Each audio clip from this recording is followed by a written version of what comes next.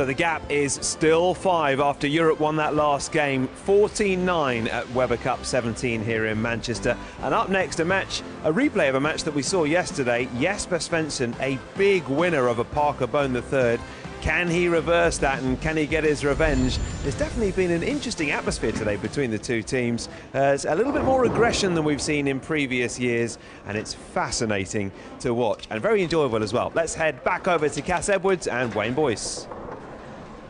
So Cass, the youngest player here at the Weber Cup, against the oldest, 53 years of age, Parker Bohn III, who is currently on a run of 3 successive losses in his last 3 games here at the Weber Cup. Svensson, the 21-year-old from Sweden, in sensational form. We like to exclude the baker when we're talking about things like this, Cass. So it's 5 out of 5, 3 singles and 2 doubles wins for Svensson. He's in electric form at the moment, and the American captain really up against it. Yeah, last night these two were drawn together. Jesper only hit 245 against Parker's 189, and yeah, Jesper's on a roll. His last 3 singles were 264, 278 and 245. Yeah, as you said, Wayne, as you said earlier, the 21-year-old versus the 53-year-old. Parker was actually bowling on the American tour 11 years before Jesper was even born, and that is some contrast. He leaves the one up. Mind you, Cass, I think you were bowling 11 years before I was born as well. Let's not go anywhere near that. This is potentially, let's call it a match of the day. The eldest versus the youngest. 2 left-handers playing down the same side of the lane. One a double-hander, one a single-hander. Everything's set up for a great match. Well, he takes the spare, Parker Bohn III.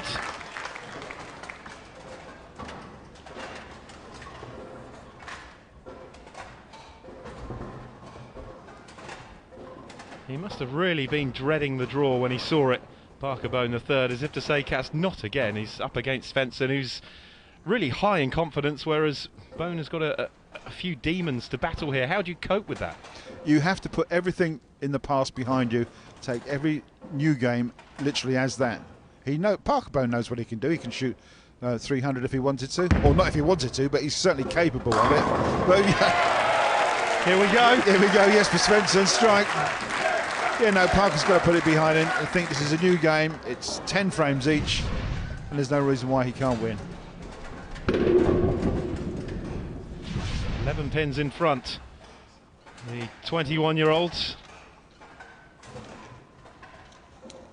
Parker Bohn III, his second appearance in the Weber Cup, his first as captain. 44% strike rate.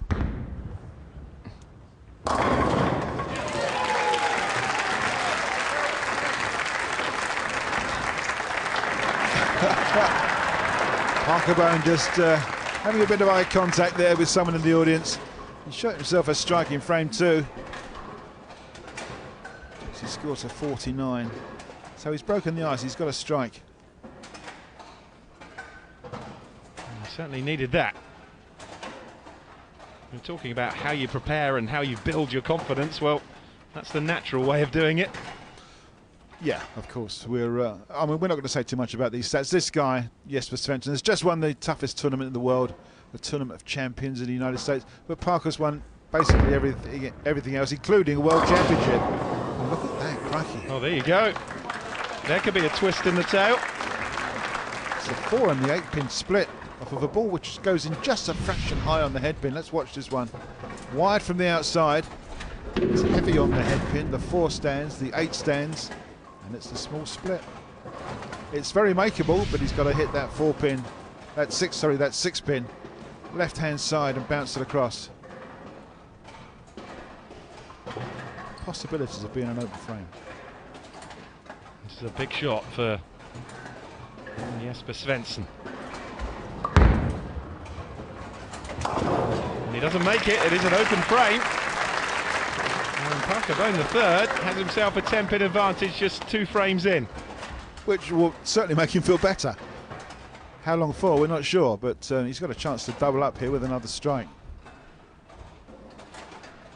Well, On paper and on current form, Jesper Svensson will have been the favourite ahead of this on paper, but when has form ever counted for anything at the Weber Cup? Well, yes, you're quite right, Wayne. American captain needs a big shot here and makes it. Hits him a little bit thin, it spins all the pins around, and he's taken 10, and it's 2 strikes in a row. Certainly needs a captain's innings, doesn't he?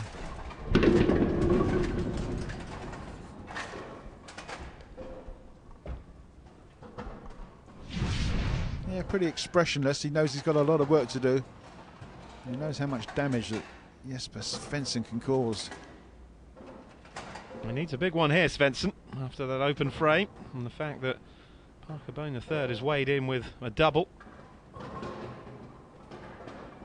Both players obviously being left-handers, playing down that left-hand side. They could both well be corrupting one another's line with that bowling ball going down in the same area, but Svensson's back with a strike in the third. Yeah, he doesn't stay off track for long, does he? Closes the gap to just 10 pins. A little bit fortunate to kick out that 10 pin on the right-hand side, but it still counts. He's up 5 times in this session, Svensson.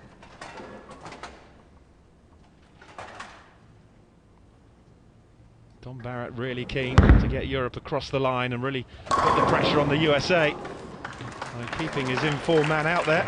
And the run of strikes comes to an end for Parker Bohn III.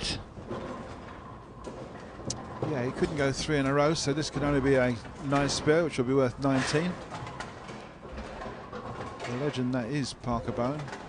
There's 105 300 games to his credit on the American tour.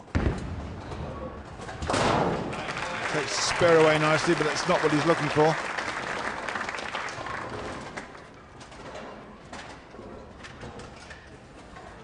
Well, if he can strike here, Svensson will have a 1-point advantage, and he can forget about that open frame that he had in the second.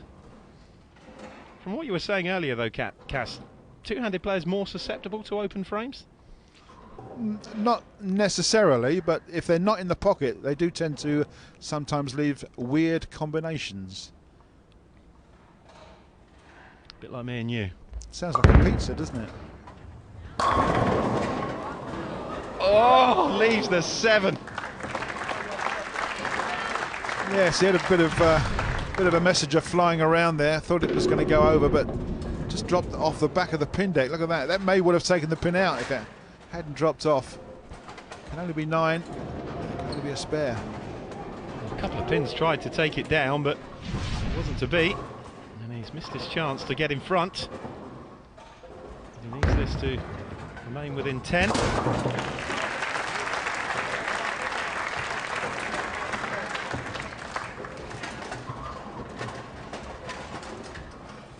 It's proving much closer than probably many people thought. Well, that's right, yeah. It's the open frame has made a difference there to Svensson. I mean, that wasn't far off a strike, actually, so his score would have been a lot higher. But at the moment, it's only 4 frames down, so there's a long way to go. Only trouble is for Parker Bohn, it goes very quickly.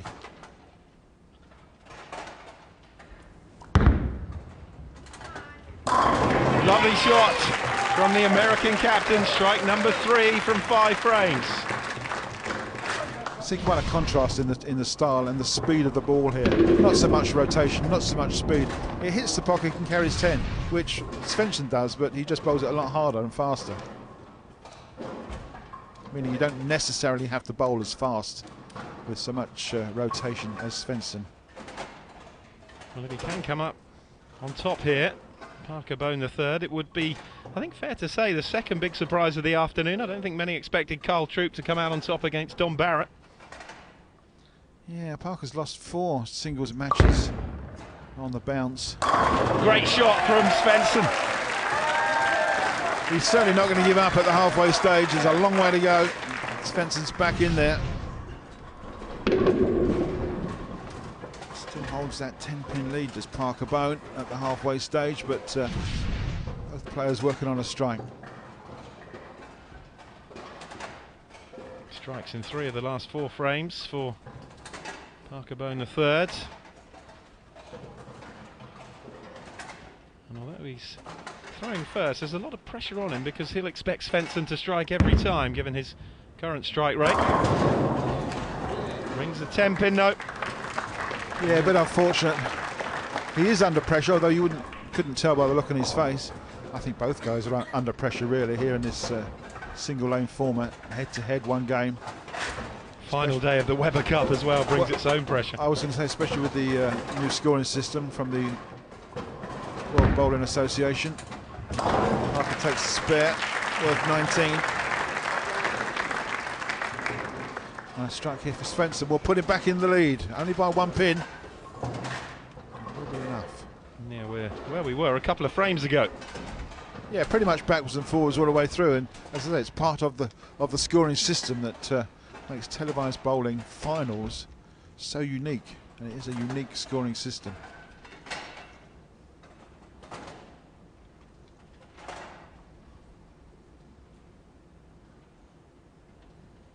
Absolute silence inside Event City. Great shot again from Svensson. Rips the deck apart for the second time in succession, and he does edge in front by that 1 pin. 4th strike for Jesper Svensson. Comes up slightly light in the pocket, but that doesn't matter. He's carried all 10. He's got enough power, velocity and rotation to take all those pins out. Sets up that chain reaction in the pin deck. Born in 1995, Svensson. Just 5 years later, Bohn III was being inducted into the PBA Hall of Fame. You may notice that Jesper Svensson has his date of birth tattooed on his right arm in Roman numerals. You can't quite see it there, but it's his right forearm underneath in Roman numerals. His date of birth, 15/11/95, I believe it is. Oh, the 7-pen wobble. 2 frames in a row without a strike for Bohn. I mean, it's not a bad looking shot. Unfortunately, that 4-pin just goes flat into the gutter and does nothing.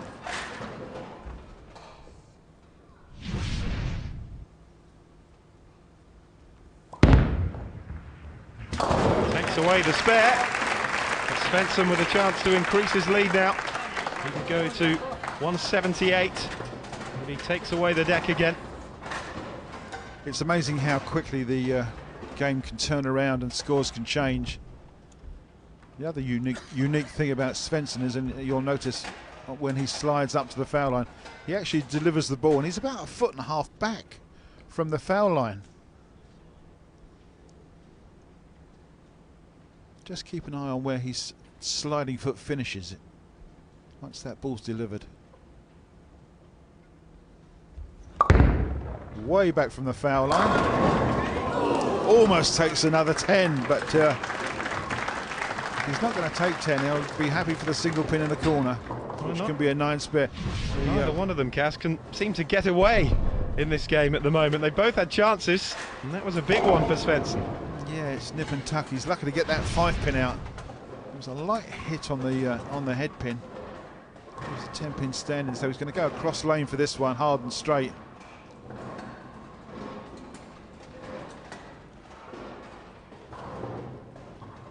Well, they have a commanding lead, Europe, but they've yet to really crack the United States, you feel. Well, the spare there just takes him to 167, so it's still just only a 1-pin lead for the Europeans. We're coming down to frame 8, running out of frames now. It may well be as simple as whoever doesn't strike will not win the game. 2 pretty good looking score sheets, apart from that 1 open frame for Svensson in frame number 2.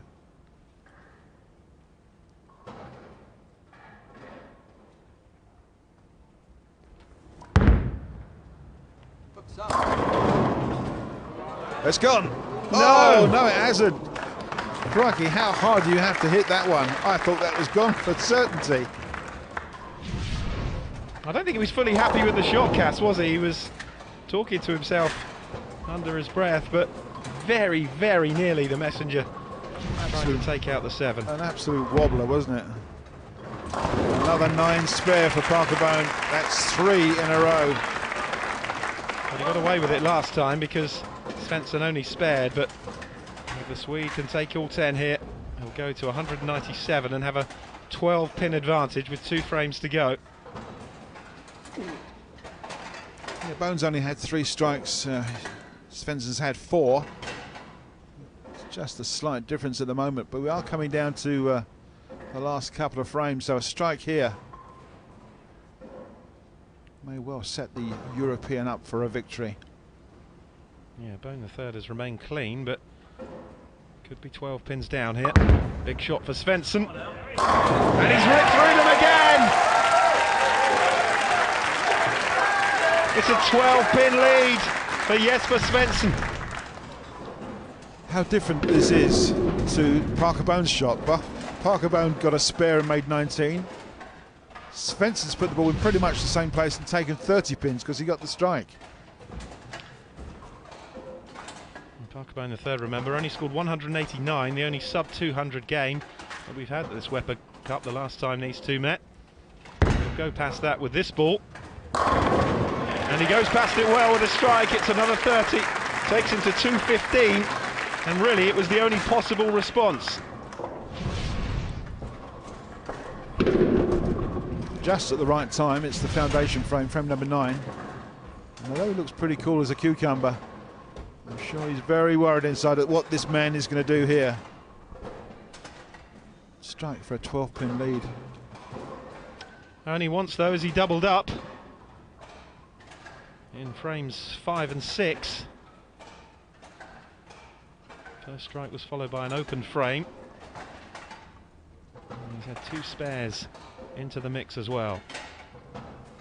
Could really do with a second double in this game. Could really do with a strike here, a strike in the 10th to sew up the victory. Doesn't get it. Just the 9. Crikey, this is going all the way to the wire. This unique scoring system takes these 2 players to the 10th frame, and it's still not over. Well, if he takes this spare, there'll be 1 pin difference. And remember, Carl Troop beat Don Barrett in the opening match of this session by just 1 pin. Yeah, How tight is it again? It will come down to a single ball roll-off in the 10th frame.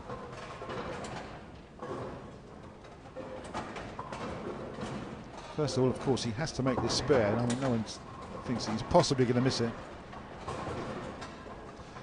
He'll take this 99 times out of 100. He'd spare this. And no silly mistakes from Svensson. Thank you, Jesper.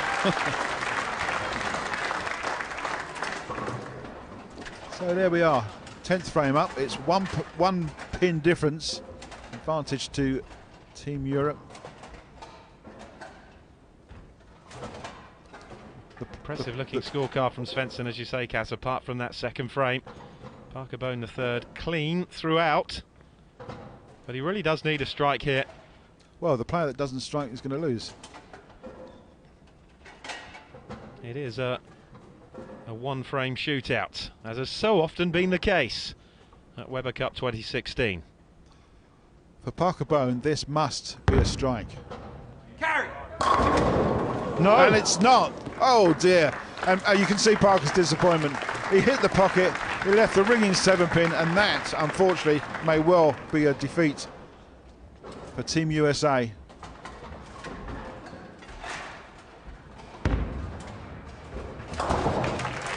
Annoyed with himself, things not going well for the American captain.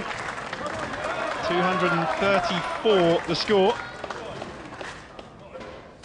A 9 spare is good enough for Jesper Svensson here, but he'll want to take a strike. But a 9 spare will give him a 1-pin victory. Chance for Svensson to make it 6 out of 6 if you exclude his defeat in the Baker. A 7 spare will be a defeat. An 8 spare will be a tie. 9 spare or a strike will be victory.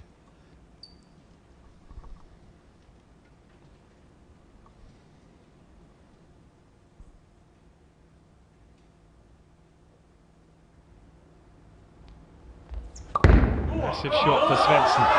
Go on, say the crown, and he gets it with a strike. It is another win for this remarkable rookie. And Cass, has there ever been a better debut performance at the Weber Cup? Not that I can believe, no. The strike machine strikes out, wins another point. He keeps his average up. The man is just an absolute machine. At 21 years of age, leading the European side to yet another victory.